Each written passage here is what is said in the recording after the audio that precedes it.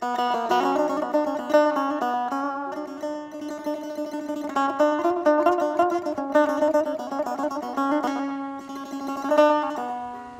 دەرچوو لە سینە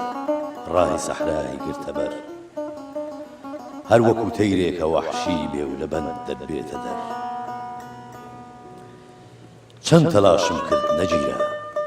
ئاخری دەرچوو لە دەست کەوتە سەحرای سینە سۆزان دڵفروزان دەربەدەر شەرتە ئەم دەفعە ئەگەر دەستم کەوێ بینێمە پێی غل و زنجیرێ لە مووی گێسووی تورکی سیمبەر چونکە دڵڵای خۆی نەماوە دوو خوددا بەسی عەزاب جار بەجار سەرپۆش لەسەر ڕوود هەڵگرە و دەرخە قەمەر زۆر دەخیری بووم هەتا لایەک لە زوڵفی خستە لە پێیوتم سیر کە چلۆنم کرد لە بۆت شق القمر قەدی دولبەر چۆن بڵێم تەشبیه بە سەر و عەرعەرە سەر و عەرعەر نەبووە قەد نارنجوبەی بێنێتە بەر گەرچی ئەمڕۆ ڕۆژی جەژنە خەڵق هەموو ئازادەکەن دولبەری عاشقت بە قەهرە و لای نییە سەرف النەزەر دەم خۆش کاکەمیگیان دەست خۆش کاک گەشتیار ئازیزانی قەلەندەرخانە سڵاو خۆشحاڵین لە دیمانەی کینۆی قەلەندەرخانە لەگەڵ هاوکارم کاک حەمیدبانەی پێتان شاد دەبینەوە باسی ئەمڕۆمان باسی شاعیر سلێمان بەگی جافە میوانەکانی ئەمڕۆمان مامۆستا نووسەر و شاعیر و شارەزا لە مێژوو ئەدەبیاتی کوردی مامۆستا حەکیمی مەلا ساڵحە مامۆستا گیان بەخێر بێ بەخێراتی مامۆستا لەگەڵ کاک گەشتیار کاوە بە ئامێری سێتار بەخێر بێ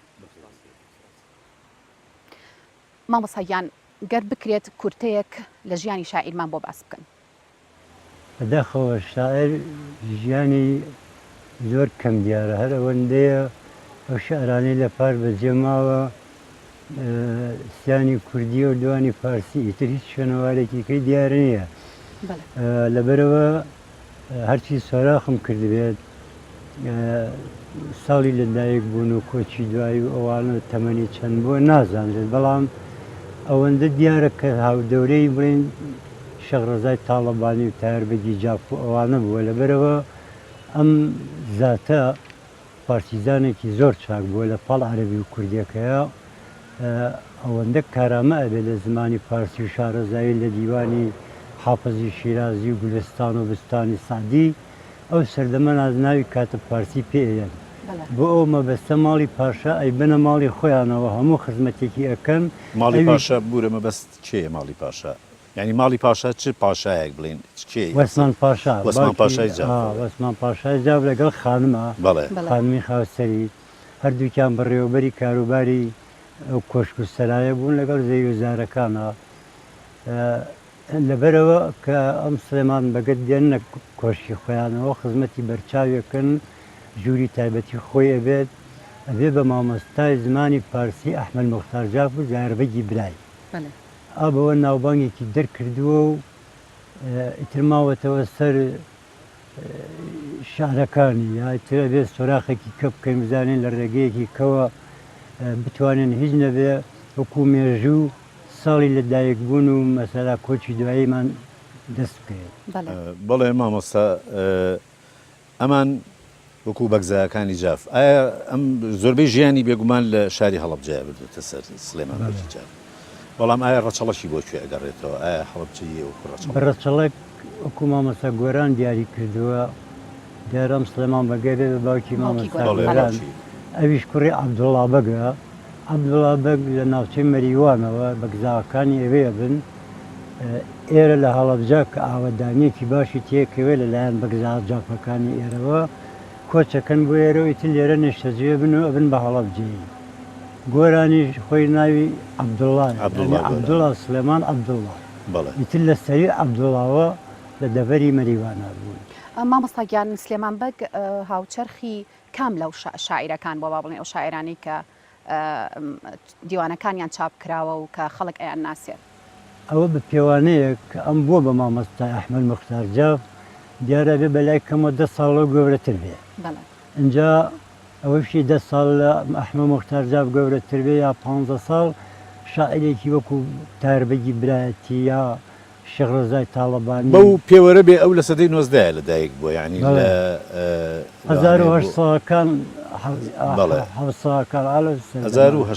بەڵێ لەدایک بووە اینجا بە پێی ئەوە بێ کە گۆران مێژووی لەدایکبوونی وەکو نووسراوە ساڵی 1940 اینجا بۆیە ئەڵێم مێژووی کۆچی دوایی تە بە تەقریبی ئەتوانرێت دیاری بکرێت کە ئایا لەکەوێتە 1920ەکانەوە لەوانێ 1920 ئەو سەردەمە بێ ئەو پێوەرەی ئەڵێن کاتێک سلێمان بە کۆچی دوایی کردو گۆران تەمەنی 15 ساڵ گۆران لە ژیانە بووە بەڵێ بەڵێ لە ژیانە بووە بەڵام تەمەنی 15 ساڵ بووە نایەتە بێجگە لە گۆران کوڕی مناڵی لە گۆران گەورەتریان هەبووە بەڵێ سلێمان بەگ لەبەرەوە من گومانم هەیە کە هەر ئەوە نەبێ بڵێ هاوچەرخی شێخ ڕەزا مەسەلا ئەوانە بەڵێ سالمی سنەوە وەروەها تایبەتی جاف تایبەتی جا مامۆستاگیان ئێمە زۆر کات گرفتی ئەومانە بێ کە باس لە شاعرە کلاسیکەکانەکەین زۆریان دەستنووسیان فەوتاوە یاخود دیوانەکانیان چاپ نەکراوە بەڕای بەڕێزت ئەمە هۆکاری چییە؟ ئایا خەمساردی شاعیرەکە خۆیەتی یاخود ئەو هەلومەرجەی کەتیایە ژیاوە هۆکار بووە؟ ئەوە من پێم وایە زۆرینەیان ئەوەنەی شارەزابم بەهۆی ڕووداوە ناهەموارەکانی کوردستانەوە چ لە هەر پارچەیەکی کوردستانە بیگریت هەوڵیان ناوە ینی لە ناوی برن نەیهێڵم سەربەرز نەکاتەوە بۆ نمونە وەکو سەرکوتکردنێک یعنی بەڵێ سیستەمێکی گەورە ئێستا ئەم شاعرەی کە باسی دەکەین سڵێمان بەگ لە ماڵی پاشا ئەبێت ماڵی پاشا کتێبخانەیەکیانە بوو من بۆ خۆم لەم دوایانە پاشماوەیەکی زۆری ماڵ بوو لە شەستەکانە مناڵ بووینە چوینە ناو ماڵی پاشا دیومە اینجا دیارە لە پاڵ کتێبە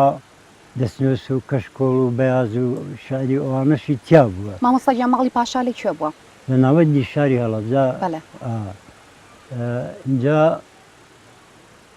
ئەو دەشکرێ زعیم سیدیق 63 هێنای بۆ پاکسازی پێشمەرگە هێزی پێشمەرگە لە پردی زەڵم شەڕێکی سێ ڕۆژیان لەگەڵا کرد تا لە ئەنجامە پیشەکیان پێنەماوە و بریندار و شەیدیانە بوو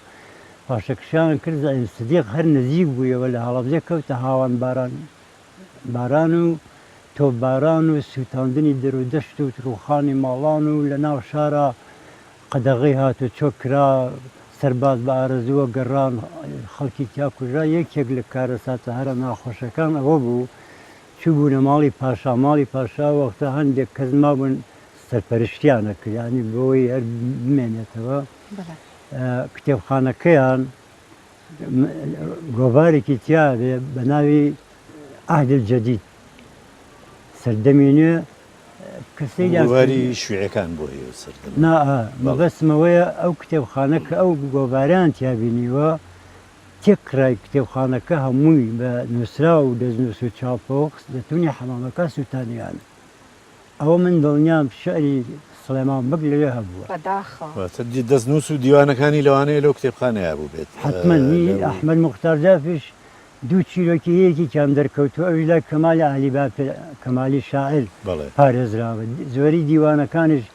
یەکێک لەو کەسانی لەو سەردەما لە هەڵەبجا زۆر ژیاوە کەمالی بووە لە هەڵەبجا پیان و تۆ عەلیبا پیراغای بە بەیازەوان ینی کەشکۆڵی هەبووە و شعری شاعرانی تیان نووسیوەتەوە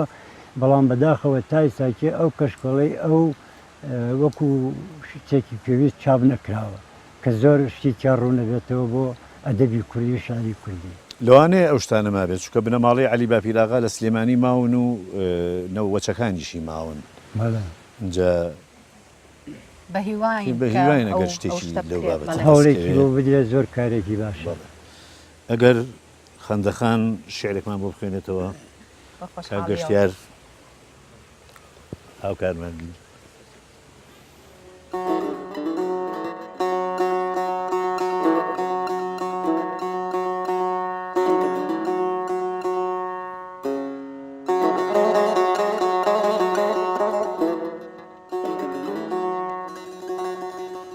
سلێمان بەگ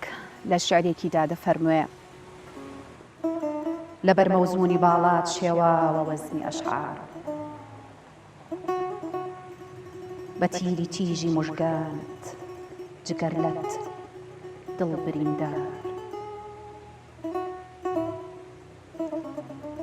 بە داوی سلسلەی گێزوت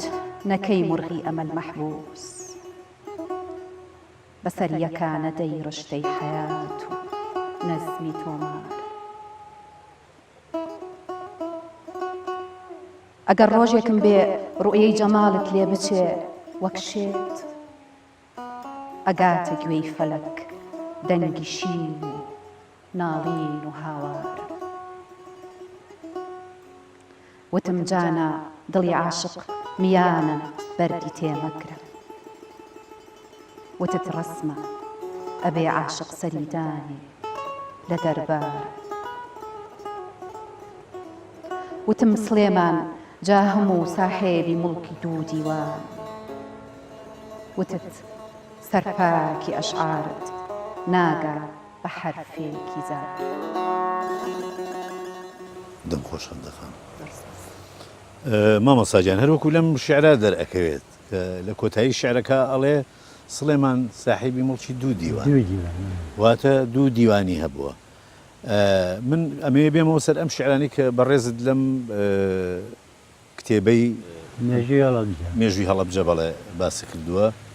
ئەم چەند شیعرە لەکوێوە پیا کرد و کۆکردەوە و یەکەمیان لە ئاوارەیە زووتر بەناو ئەمزانێ دۆستایەتیەک و نزیکایەتیەکمان لەگەڵیانە هەیە مامۆستا سەید باقر لە بنەی مامۆستا سەید تایری هاشمی ئەوە مناسی شاعرە ئەویش کەشکۆڵ نووسە ئیتی کە سەیری کەشکۆڵەکەیم کرد ئەو شارم تیابینی لێم وەرگرت نووسیمەوە لە لای خۆم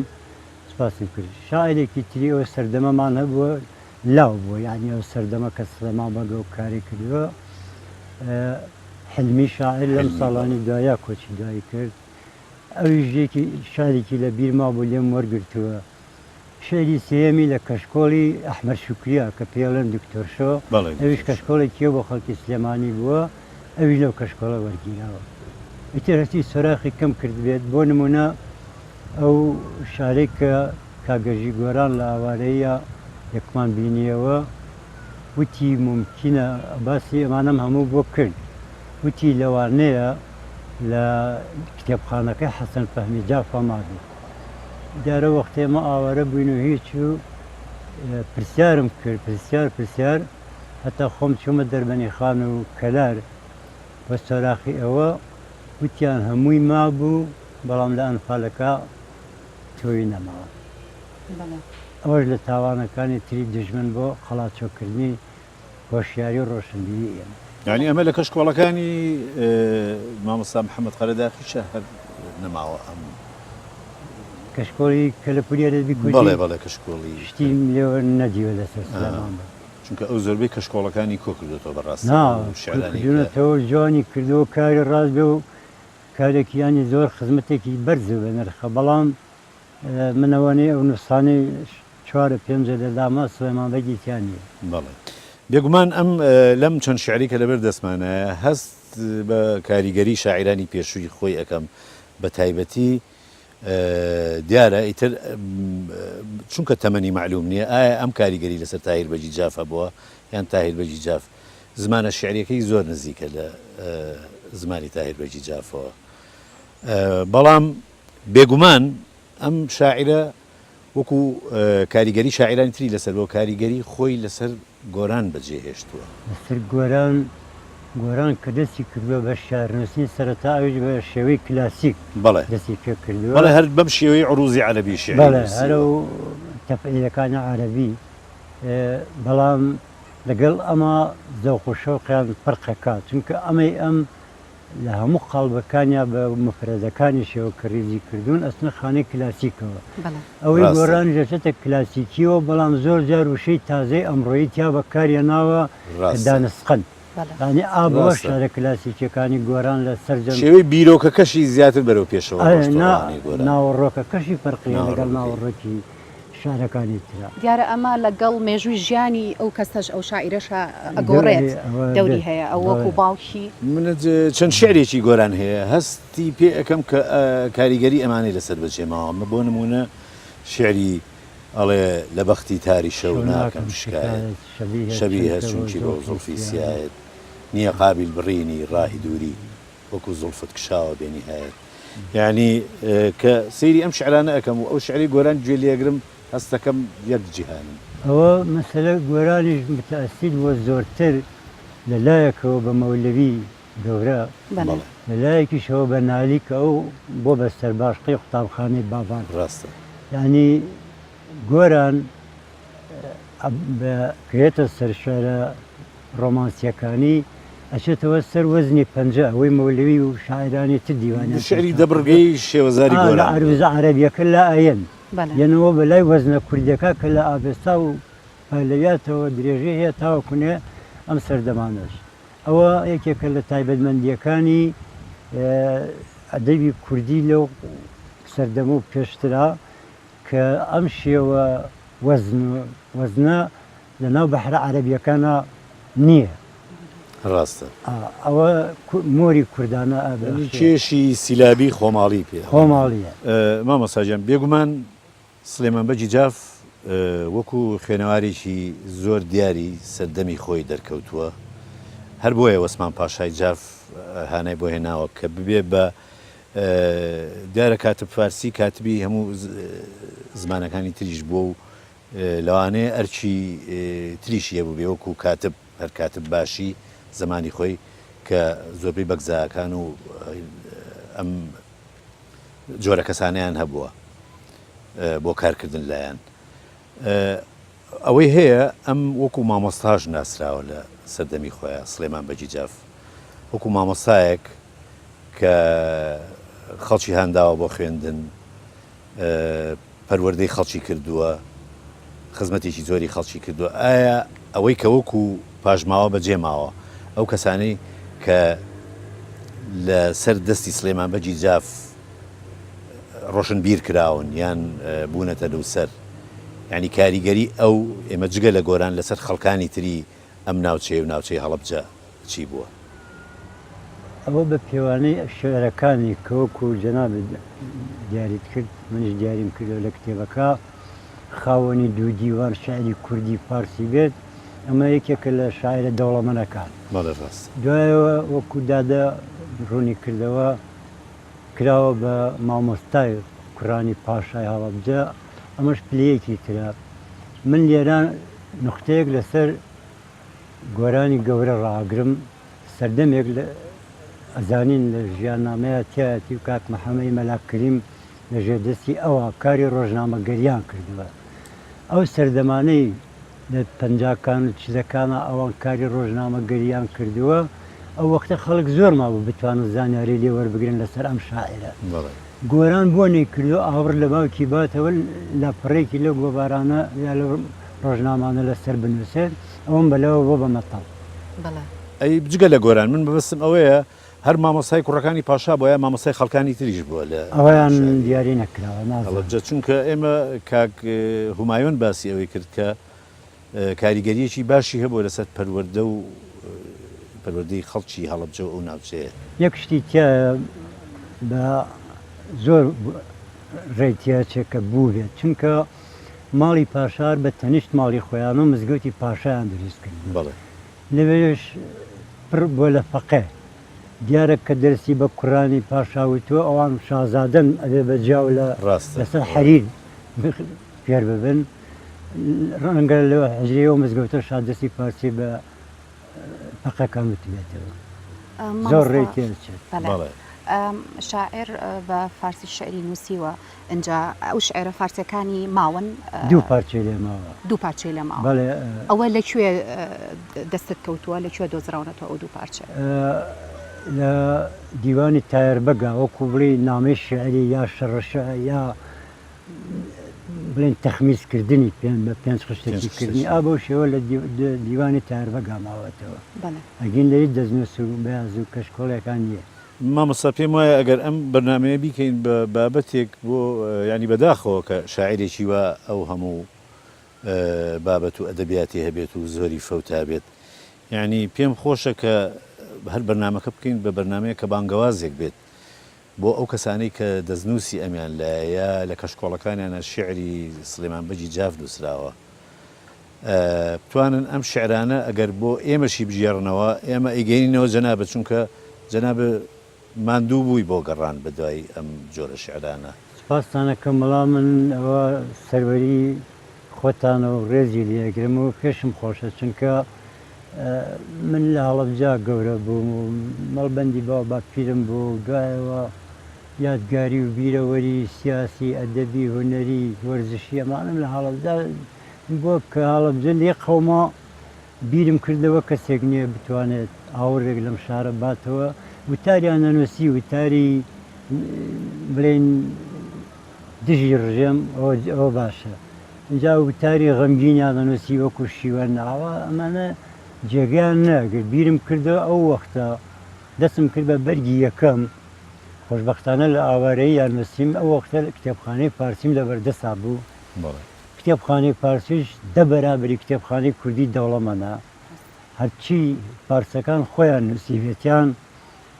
بە جوانی چاپ کراون هەرچیەکیش لەسەر ئێران و ئەم مەملەکەتی بڵێن ڕۆژهەڵاتی ناوە ڕاستە نووسرا بێت لە زمانەکانی کەەوە وەریان گەڕاوە هێنانێتە ناو کتێبخانەی بەڵێ کتێبخانەی فارسی زۆر دەوڵەمەندە من سوودێکی تەواوم لەو کتێبخانەیە وەرگرت زۆر چاک توانیم ئەو بەرگی یەکەمەی پێ بنووسم و پاشان کە هاتمەوە بینیم هەڵەبجە ئێستا لێرا چینۆ سەر ئەوە کە سلێمان بەگە و کاتە شاعر بووە تار بەگ و ئەحمەد مختار جاف و ناتیق و کۆمەڵە شاعر بەرحاڵ نزیک بە 16 شاعرێتیا بوو ئەو شارە چوارگەڕەکیە ئەو سەردەمە هەڵەبجە ناونراوە شاری شاعران یعنی لە سەروی هەوڵێکە زۆر لە ئێستا بچووکتر بووە ئەوە مەشهورە لە ناو مێژووی شعری کوردیا کە هەڵەبجە نازناوی شاری شاعرانی وەرگرتووە ئەبێ بچینەوە سەر ئەوەی کە هاتمە ئەوەی ئێمە ئەم مێژۆمان هەیە شاری شاعرانە بە دەست پێ بکەم دیسان سەرچاوی پێویستم بە دەستیانا تاو کتێبی لێ دەرچوو بەرگی سێمیشم چاپ کردووە لەسەر کەلتور و ئاداب و ڕسوم و پەندی پێشینان و قسەی نەستەق و ئەوە ڕەفتاری خەڵکی هەڵەبجە و ئەوانە بەرگی چوارەمی چاپ بووە تایبەتە بە شانۆ مۆسیقا لەسەر بەرگی پێنجەمم بەدەستێت دوا بەرگە تایبەتم کردووە بە چیرۆک و لێکۆڵینەوە و وەرزش دەستەکانە خۆشبێ مامەستا بەڕاستی ئەو هەوڵانە ماندووبوونی زۆر ئەوێ و گەڕان و توێژینەوەی زۆر ئەوێ و یعنی بەڕاستی پێویستە ئەم هەوڵانی جەنابە بەرز بنرخێنرێت مامۆستایان زانیاری هەیە کە بەم دوایینانە بیست بێتت لەسەر سلێمان بەگی جاف کە هێشتا مەسەڵەن چاپت نەکرد بێ لەسەر کارێکتەری سلێمان بەگ لەسەر خودی خۆی شعرەکانی من تا ئەو شعرەیە کەوتم لە کرماشان لای کاک سەید باخر دەستم کەوت بیست بووم شاعرە وەکو ناو بەڵام کە ئەوم دەستکەوت زانیم شاعرێکی چاکە ئیتر ئەو دوو پارچەکەی تریش هاتنەوە دەستم ئەرۆسیانەیە چاپم کردو ئێستا ئەمەوێ ئەو دوو شارە پارچەشی کە لەگەڵ لەناو دیوانەکە تار بەگای دەری بێنم بیان کەم بە کوردی لەگەڵ ئەمسیانە ئەیەم لە یەک و شتێکی باش ینی بەڕاستی ئەو چەند شعرەکەماوەتەوە کە لە ڕووی ڕوخسارەوە سێری شعرەکەگەی لە ڕووی وشەسازیەوە لە ڕووی ڕەوان بێژیەوە لە ڕووی کێش و سەرواوە زۆر تەواوە شعرەکان یعنی شعری شاعیرێکی ڕاستەقینەیە هیچ شاعیرێک نییە کە بڵێ شارەزایی و تەجروبەی نەبێت لە ناو ئەدەبیاتە بێگومان شاعیرێک توانی بێتی ئەوە نمونەی شعرەکانی بێ بێگومانم کە شعری زۆر جوانتری هەبووە ئەی جەنابەت ئیشارەتیشمان پێ کرد خاوەنی دوو دیوانە بەڵێ خۆی لە ناو ئینەکە ئیشارەتی پێیاوە تەختی سلێمانی گرتووە خاوەنی دوو دیوانە حەزەتی سلێمان مەبەستی حەزەتی سلێمانە تەختی سلێمان خۆشی ناوی سلێمانە ناوەکەی ئەوی وەرگرتەوە کردێتی لە خزانێتە ناو شارەکەەوە و بەڵام خۆی لێجا کردێتەوە ئەو خاوەنی سەڵتەنەت بوو ئەم خاوەنی دوو دیوان ئەوە بۆ ئەوەی شەکە لە جوانیەکانی هونەری ڕەوانبێژی لە ناو شعرەکانی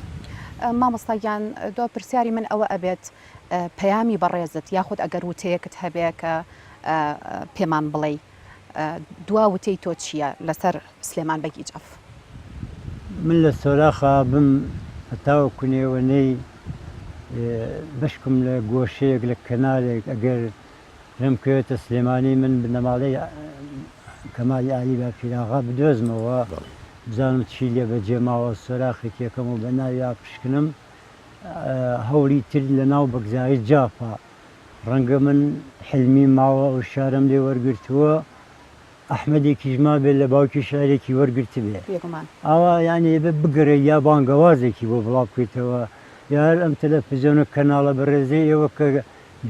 گوێگر و بینەری زۆرە لێرەوە ڕایە گەێنین گەلی کورد لە سنووری سلێمانی دەرناچین هەڵەبجە سلێمانی کێ شتێک لەبارەی ژیان نامە و شعری نمونەی شعری سلێمان ئەوهی شاعیرانی تریش گۆرانی شاعری لەلایە بیگەێنە لە ڕێگەیم کەناڵەوە ئەگا بە دەستمان ئێمە سپاسی هەموو لایە هیوادارین ئێمەش هیوادارین وەکو کەناڵەکە کە بتوانین هەوڵێکی جدی بین بۆ ئەو بابەتە بێگومان مامۆستاجان حەزمان نەکرد زیاتر قسە بکەین لەسەر ئەم بابەتە کە ئەم بەرنامەیە لە هەمان کاتابوو بە پەیامێکیش بۆ کۆکردنەوەی شیعرەکانی سلێمان بەجیجاف بەڵام دیارە کاتی بەرنامەکەمان هەر ئەوەنەیە خۆشەویستانی قەلەندەرخانە لە کۆتایی ئەڵقەی ئەم جارەی قەلەندەرخانە زۆر سوپاسی مامۆستا حەکیمی مەلا ساڵحەکەین کە هەوڵێکی زۆری هەیە لە بواری نووسین و توێژینەوە و مێژووناسیندا هەروەها سوپاس بۆ برای ئەزیز کە گەشتیار کاوە بەخۆی و ئامێرە ناسکەکەیەوە بەخۆی و سێتارەکەیەوە خۆشەویستانی قەلەندەرخانە لێرەدا هاتینە کۆتایی ئەڵقەی ئەم جارەی بەرنامەی قەلەندەرخانە کە لێدوان بوو لەسەر شێعر و بابەتەکانی سلێمان بەجیجاف تا ئەڵقەیەکی تر بە دیداری ئێوە شادەبینەوە هەرشاد و کامەران بن ئێستاش کۆتایی بە بەرنامەکە ئەهێنین بە شعرێکی سلێمان بەجیجاف کە بە هاوبەشی لە نێوان من و خەندەخانە ئەخوێنرێتەوە هەرشاد و کامەران